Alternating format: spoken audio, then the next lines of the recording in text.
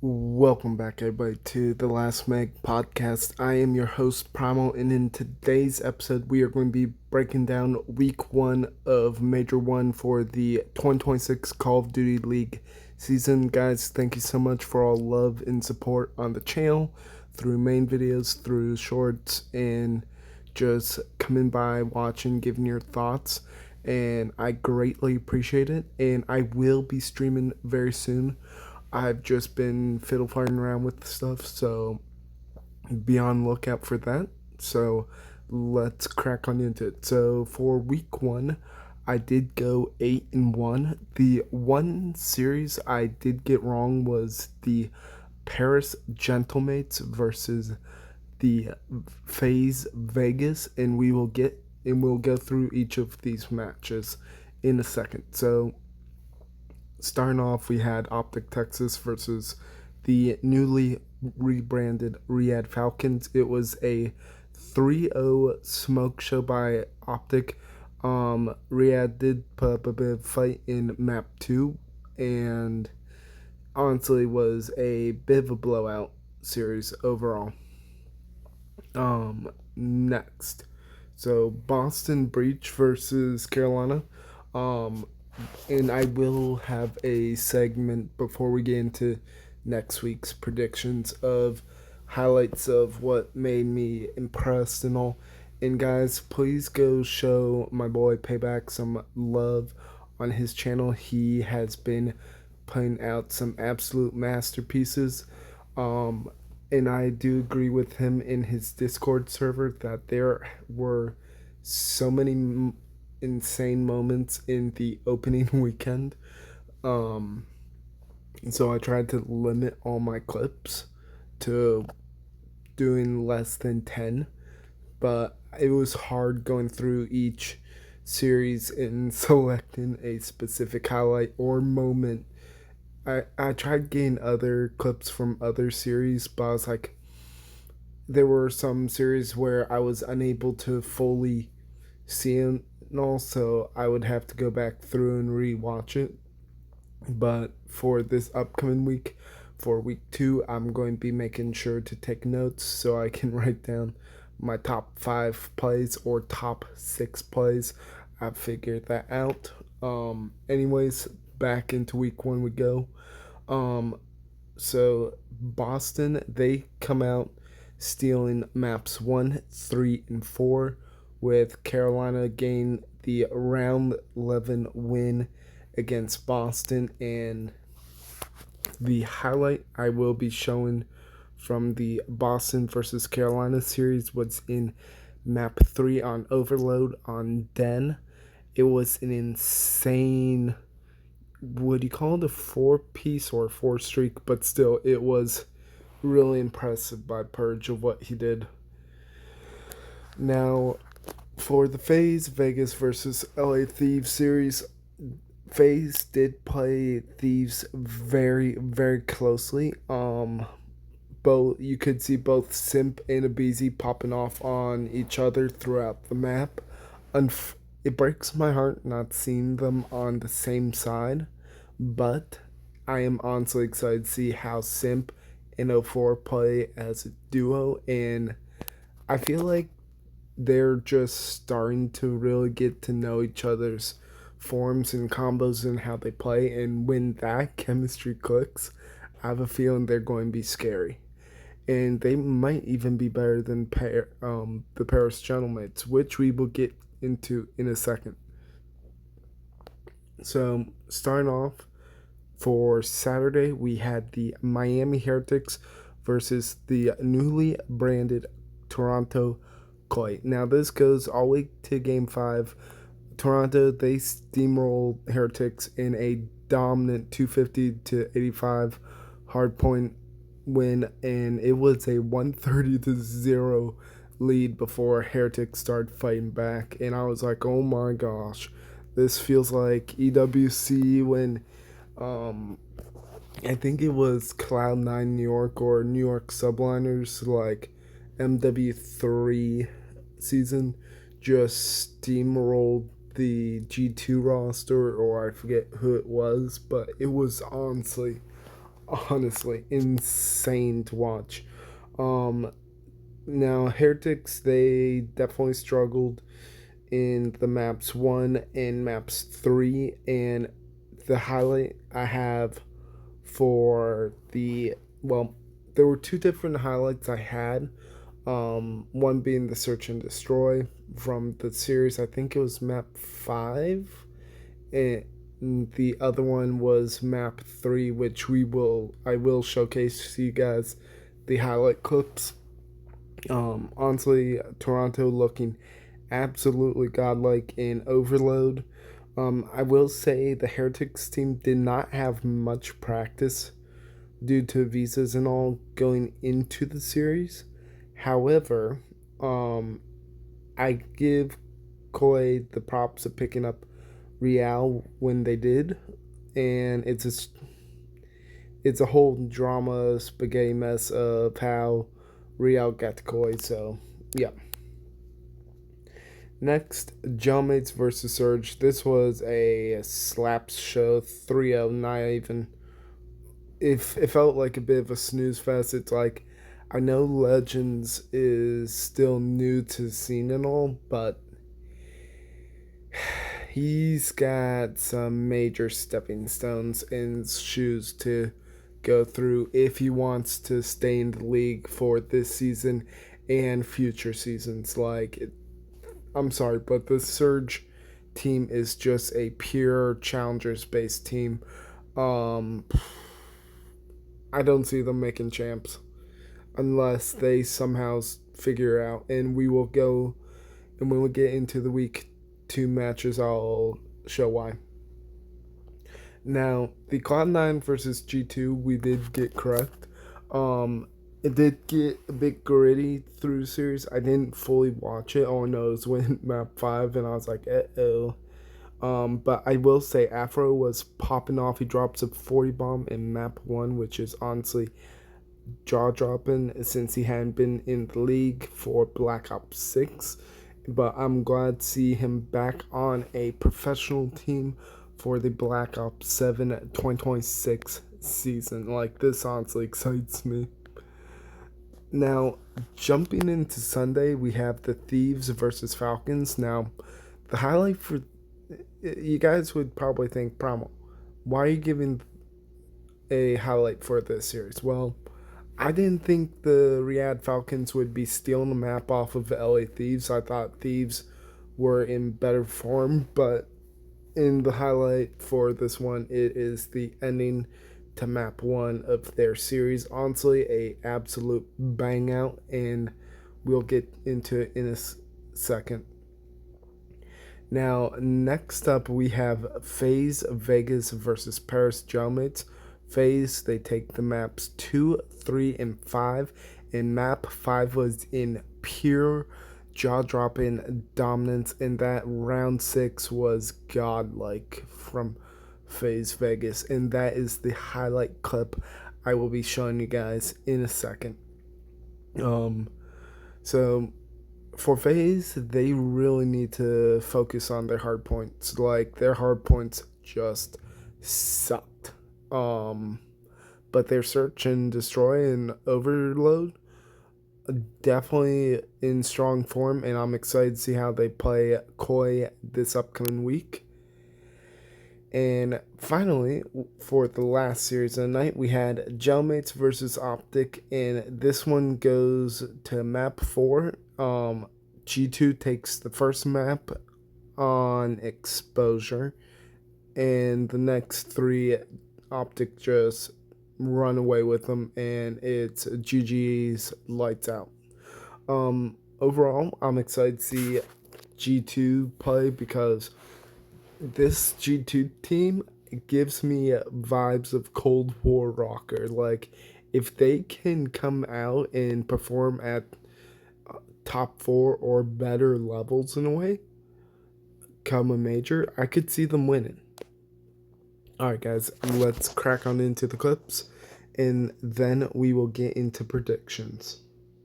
He's just waiting for that defense to come through. Pred's toying with the idea, but I don't think Pred's ever going to read that depths of a spot. That is COD timing at its finest.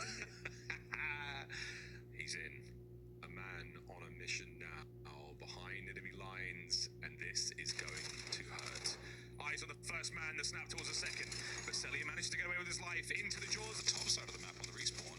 But what do you know, ladies and germs? It's going to be a nice set of trades. Even Stevens over the middle of the map. No one with a clear-cut advantage yet. And Purge. Damn! Oh my god. Got him.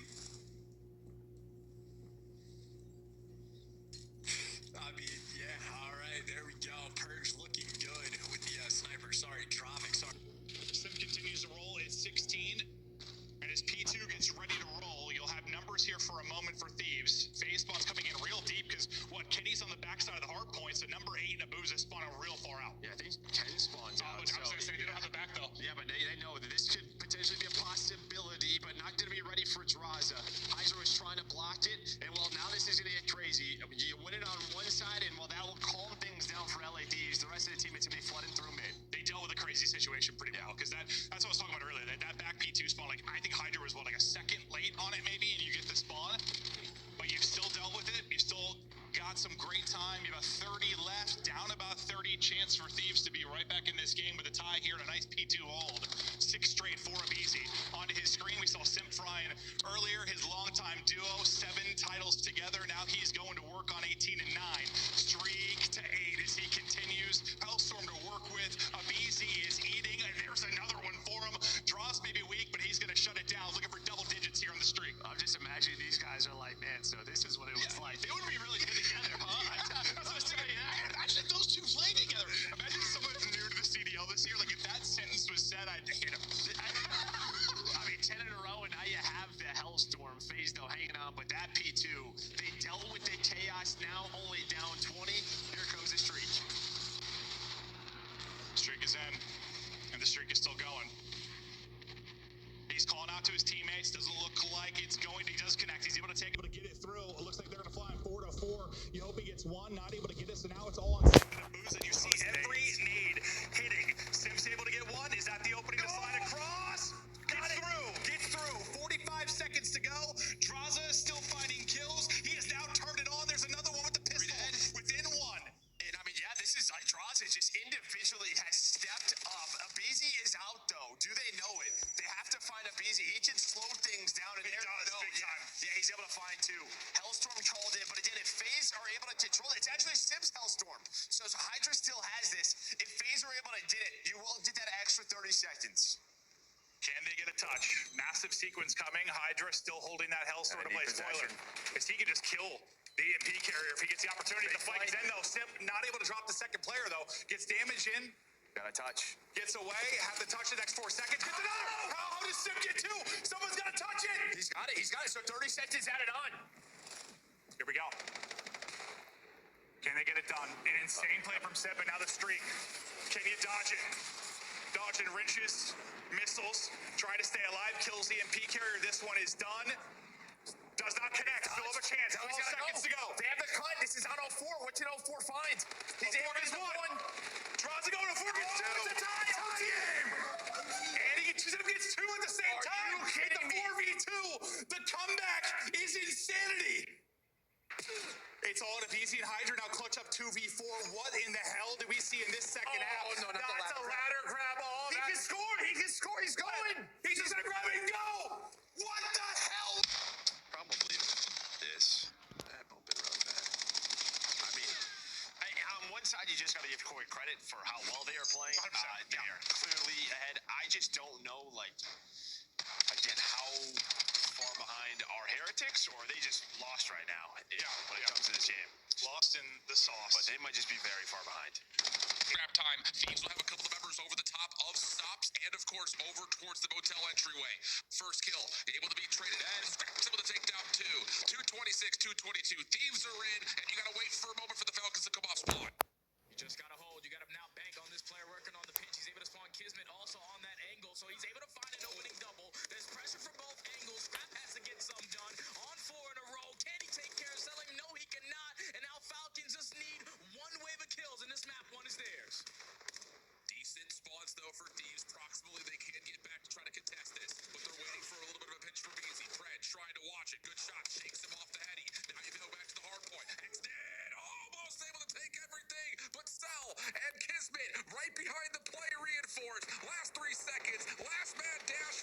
barraged or into what? I mean, 10, small room, whatever you want to call it, doesn't matter. Match point phase. Boy, I bet the desk is sweating. I mean, this is what I don't know how many 6-0s you have over the course of like a CDL season, but maybe in a similar fashion to people falling off the map in this game, maybe 6-0s in S&T will be a slightly more predominant than we are accustomed to. And if it starts like that, of course, a boozer from downtown gets the credit, but a team effort demoralizing into Game 5. Well, ladies and gentlemen, that will be all she. So those are all the clips for week 1 that caught my eye and just turned my head. And if you guys had liked those type of clips and seen those type of moments in the series, make sure you like, comment, subscribe, hit that notification button so you don't miss out on the podcast. I greatly appreciate it. And if you want to catch the live matches, they are on the Call of Duty League YouTube channel, and I will be watching them tomorrow. I do have dinner with some friends, so I'm going to catch the matches after dinner. But anyways, let's crack on into the predictions. So starting off, we have the Carolina Royal Ravens versus the Riyadh Falcons. I am going to say 3-1 to Royal Ravens. I could see this being a Game 5, but even if it does go Game 5, I still have Carolina pulling out the win. And the reason why is because Slasher is on that team, and you can never, ever count his team out because of his S&D prowess, especially if you watch him play in Search and see how all of his teams have played in Search in the past. It's his bread and butter for Search and Destroy.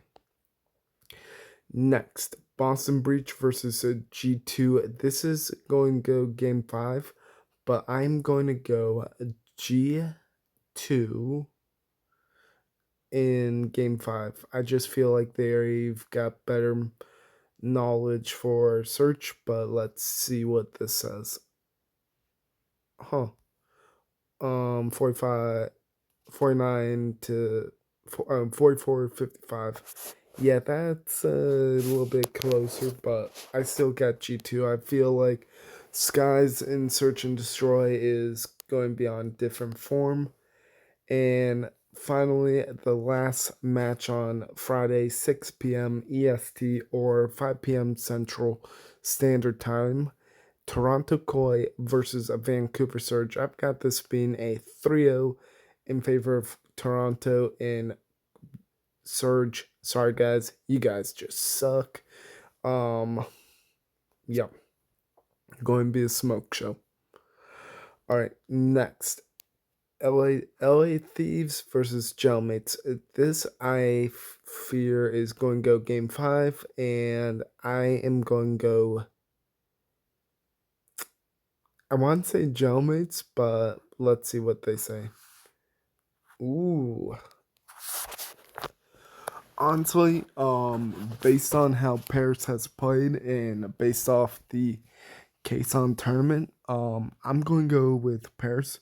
And the reason why is because Paris had the Thieves' number on LAN, so I just feel like they would be in better form. So we're going to go with them starting off Saturday. Next, we have Heretics versus Optic. I am going to go Optic 3-1. Sorry, Heretics, your curse over Optic is broken. Oh yeah, 96-3. Yeah, nope, not even close. Smoke show. And I could see Heretics somehow sliding the map off of Optic, but I could also see this being a DoorDash 3-0 smoke show too. Now, Cloud9 New York versus Surge. I'm going to say Cloud9 3-1. Surge, you guys still are not on the board, and Cloud9 gets their first win of the season. Let's see here. What do they have? Yep, 74-25. Yep, about what I thought it would be. Now for Sunday, here we go. A Boston Breach versus Riyadh Falcons. I'm going to go Boston Breach. 3-1. I could see Riyadh maybe somehow stealing the map off Boston, but we will see what happens. I could also see this being a 3-0 in favor of Breach, but we just got to wait and see. Now, finally, the second series of the day is Cloud9 versus Miami Heretics. I'm going to go with Game 5, but who do I feel is icier, Cloud9 or Heretics? I'm going to go with Cloud9, see what the fans say. Hold on a sec.